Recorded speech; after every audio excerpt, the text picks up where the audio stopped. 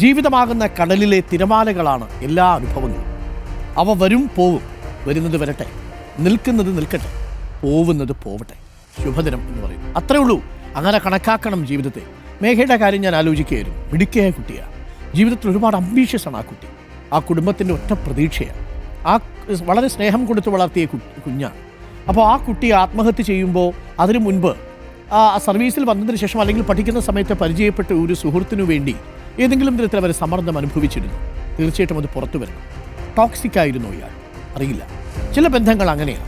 Toxic ആയി തുടങ്ങിയാൽ പെൺകുട്ടിക്ക് വീട്ടിലും പറയാൻ പറ്റാത്ത സാഹചര്യം, സുഹൃത്തുക്കളോട് പങ്കുവയ്ക്കാൻ പറ്റാത്ത സാഹചര്യം, തൊഴിലിടങ്ങളിൽ ഉണ്ടാവുന്ന സമ്മർദ്ദം, പിടിച്ചു നിൽക്കാൻ കഴിയാതെ വരും. ടോക്സിക്കായ എല്ലാ ബന്ധങ്ങളിൽ നിന്നും എത്രയും പെട്ടെന്ന് ഇറങ്ങിപ്പോരുന്നതാണ് നല്ലത്. കാരണം ടോക്സിക്കായ ബന്ധം നിങ്ങളെ കൂടുതൽ വിഷാദത്തിലേക്കും ഡിപ്രഷനിലേക്കും നയിച്ചുകൊണ്ടിരിക്കും. ടോക്സിക് ആവുന്നതിൻ്റെ തുടക്കം നിങ്ങളുടെ മൊബൈൽ ഫോൺ പരിശോധിച്ച് തുടങ്ങുമ്പോഴാണ്. നിങ്ങളെക്കുറിച്ച് അകാരണമായി സംശയിച്ച് തുടങ്ങുമ്പോഴാണ്. നിങ്ങൾ വരാൻ വൈകിയാൽ, നിങ്ങളുടെ ഫോണൊന്ന് എൻഗേജ്ഡ് ആയാൽ, നിങ്ങളുടെ ഫോണിൽ വിളിച്ച് കിട്ടാതായാൽ നിങ്ങളെക്കുള്ള അസ്വസ്ഥത പ്രകടിപ്പിച്ചു തുടങ്ങുന്നത്.